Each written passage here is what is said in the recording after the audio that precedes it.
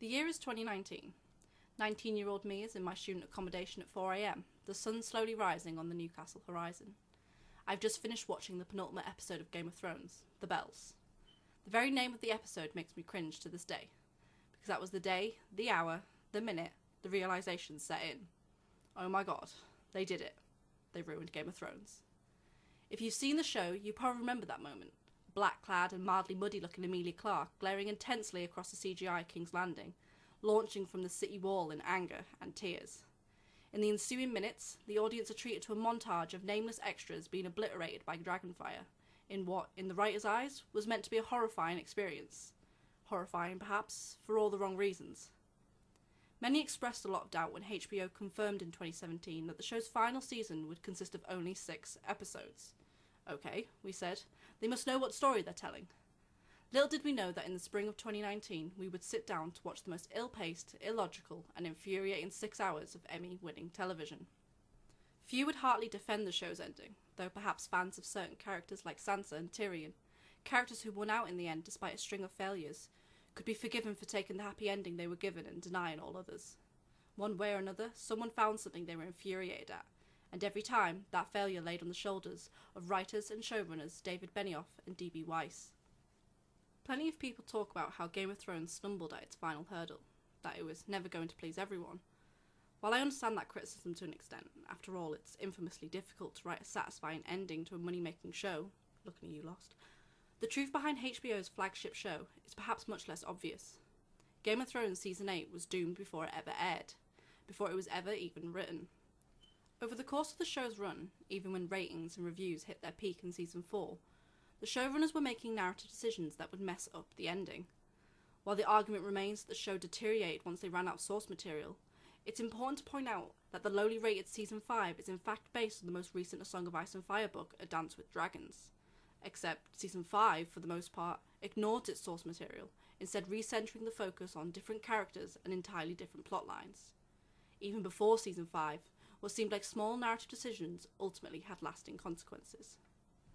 When Lady Catelyn Stark was murdered alongside her son Robb at the Red Wedding in Season 3, the episode went down in infamy as a masterclass of tension, and cemented Game of Thrones as the home of unsafe characters, something which the show had already become renowned for ever since poor Sean Bean lost his head in the first season. However, contrary to the show, Catelyn Stark returns to the Song of Ice and Fire page through the intervention of Beric Dondarrion, who grants her the kiss of life, resulting in his own death. Thus, she returned to the page as the vengeful and mute Lady Stoneheart, who was determined to make Jaime Lannister pay for her son's death. Perhaps important to note that the line in the book is Jaime Lannister sends his regards, not the Lannisters. Of course, Beric Dondarrion does not die in Season 3, living on past his book counterpart all the way until Season 8, and Michelle Fairley's undead Catelyn never appears. The reason for this is unknown. Beric was not a particularly popular character, and it's unclear whether the actress for Catelyn had refused to reappear. Nevertheless, the domino effect of this singular removal is astonishing. While the books are not yet finished, and Lady Stoneheart's ultimate impact on the story unknown, A Dance with Dragon introduces where she's heading, specifically for Jaime Lannister's head. Lady Stoneheart forces Brienne to choose between death or betraying Jaime, and in the last moment, Brienne chooses the latter. Thus, the slowly redeeming Kingslayer is on a path that will collide with her. Whether he makes out of it alive is another matter. Nevertheless, it's clear the effect this ultimately had on his arc. Jaime's Season 6 plot of recapturing Riverrun is a season behind the rest of the books. His Season 5 plot instead puts him randomly in Dorne, though that's a whole other discussion. And it is there where Brienne asks him to follow her to Lady Stoneheart. Instead, Jaime returns to King's Landing and to Cersei. Though he is still on the redemption arc for Season 7, with the final episode resulting in his betrayal of his sister, it makes it seem like all is looking good for Jaime. But then, we have Season 8. The Kingslayer does 180 in Episode 4, and goes back to Cersei having never truly confronted the wrongs of the past. His redemption arc lies in tatters because his mindset has never been challenged. The loss of his sword hand was the start, but the lack of collision with Lady Stoneheart meant that Jaime's redemption arc never truly reached its completion. Next, we have Sansa, the Queen in the North, apparently. Sansa sails her way into a happy ending through convenient Spidey sense foreknowledge of Daenerys firebombing King's Landing, and the biggest failure to keep to the show not tell rule which literature and media abide by.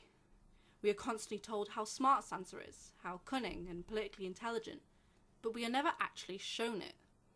In Season 6, Sansa suddenly becomes a mastermind on par with Littlefinger, with absolutely zero of the development that would earn such a place. Why? Sansa did not spend enough time in the Vale. Instead, Sansa replaces Jane Poole in the TV adaptation as the unlucky bride of the sadistic Ramsay Bolton, quickly bringing to an end her tutelage in the Vale and beginning her arc as the Power in Winterfell. The whole point of Jane is that she is supposed to be a fake Arya, and the Northern Lords are empowered by the plight of Ned Stark's little girl to form a conspiracy to fight back against Bolton rule. But, in the show, that doesn't happen. There is no Grand Northern conspiracy, and there is no Jane Poole. Theon does not save a random girl out of kindness, he saves a Stark daughter out of guilt. But, by leaving the Vale, the show reduced its geographical cover, and more importantly, left out what is likely to be the most pivotal part of Sansa's overall book arc. In the books, Sansa is under the alias Elaine Stone, and is being primed to marry Robin Arryn's heir so that she can take back Winterfell with the help of the Vale. All under Littlefinger's tutelage, of course. From what we've seen so far in the books, Sansa has grown suspicious of Littlefinger, and is learning how to lie and to get her way. By kicking her out of the Vale too quickly, and abandoning the political plot threads of Harold Harding and Robin Arryn, Littlefinger and Sansa suffered and stumbled into the show's final seasons.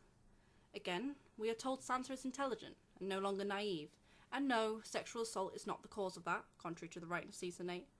And subsequently, Sansa achieves her happy ending, to be Queen in the North. She asks Bran for independence, and it is given. No schemes, no intelligence, no development. They wanted Sansa to have that ending, which in of itself I have no issue with, but designed to achieve it by placing her in Winterfell far earlier than her book counterpart, with her character development suffering as a result. By Season 8, Sansa's character exists to be the contrarian, the conflict creator against Jon and Daenerys, and only succeeds because those two do not.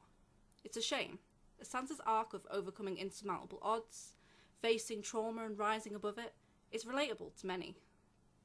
Next, we have what I like to call the Aegon dilemma. Young Griff. If you've already watched the show, you may ask, who?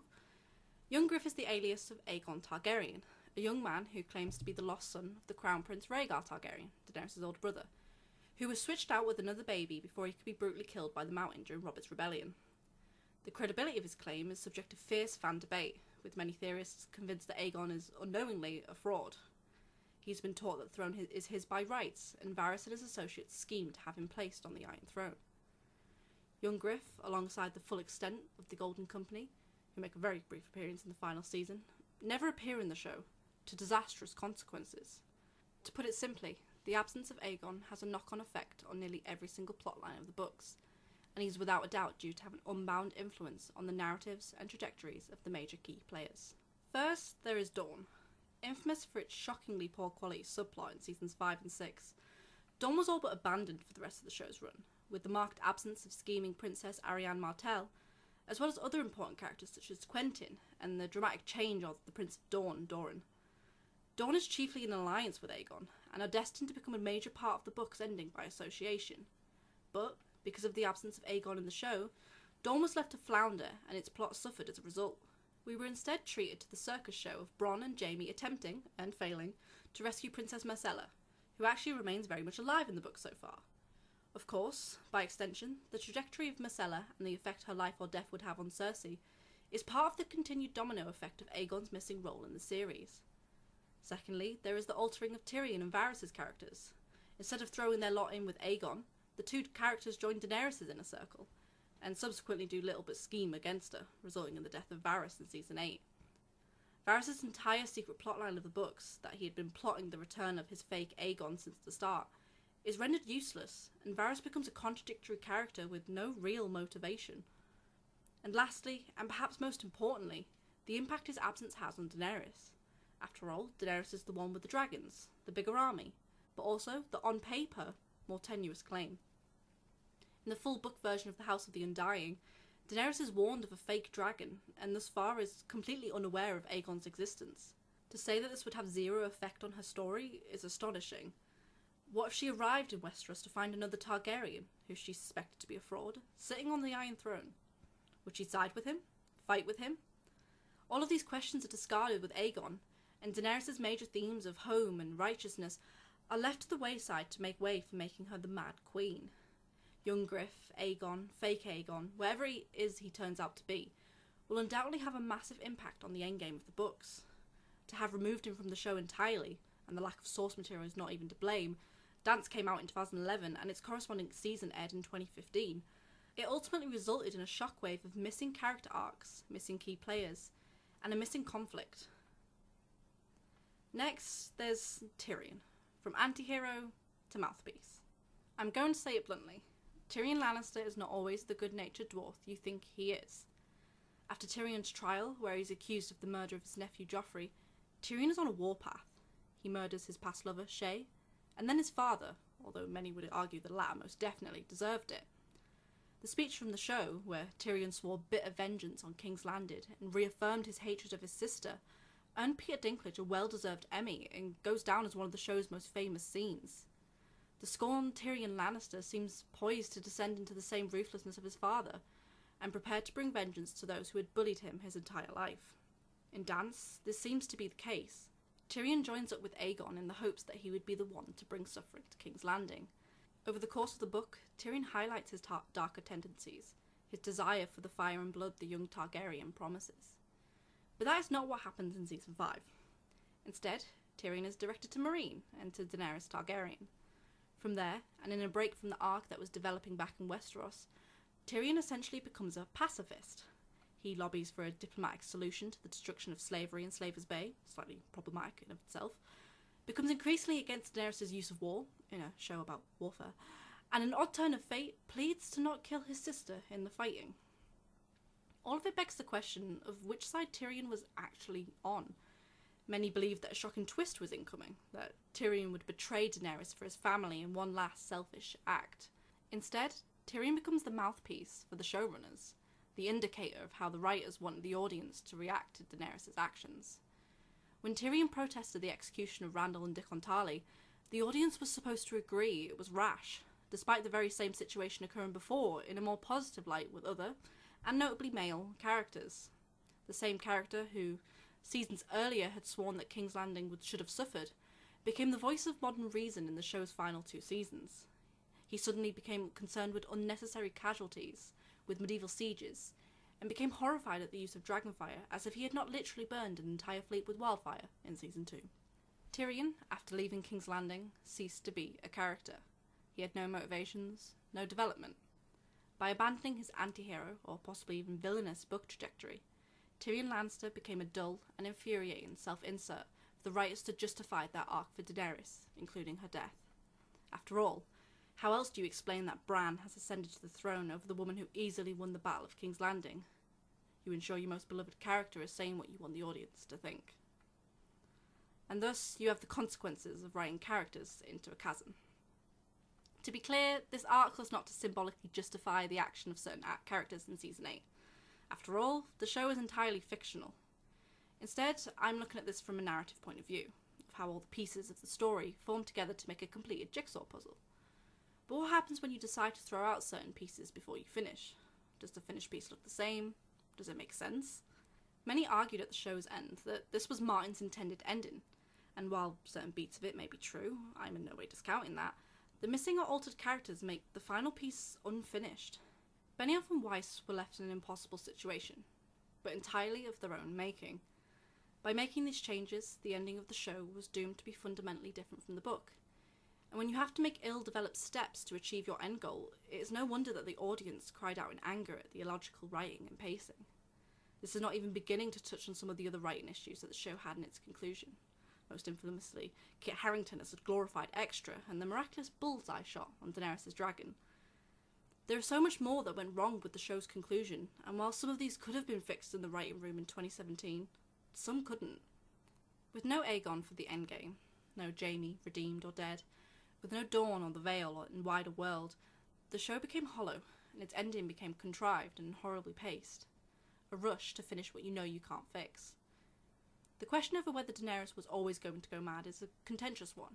Yes, there was foreshadowing, which should never be a replacement for character development, but I'm wary of the show's idea that Daenerys' fate was decided by biological predetermination, that amidst an ensemble of morally grey characters, it was the scary dragon lady who freed slaves that was unequivocally evil since the start. Did she become the show's brief final villain because they had written themselves into a hole? Did the desire to subvert expectations divert their attention from the interwoven story Martin had been writing all along? A Song of Ice and Fire focuses on themes of blood, war, grey characters. It focuses on what it means to be a good ruler and whether it is enough to be kind, whether violence is necessary for change. Benioff and Weiss once said that themes were for 8th grade book reports, and it seems now we know why. Themes meant nothing to them when spectacle was the goal. When you alter or remove the pieces of a puzzle, the final product will never be what was intended, what looks complete and good.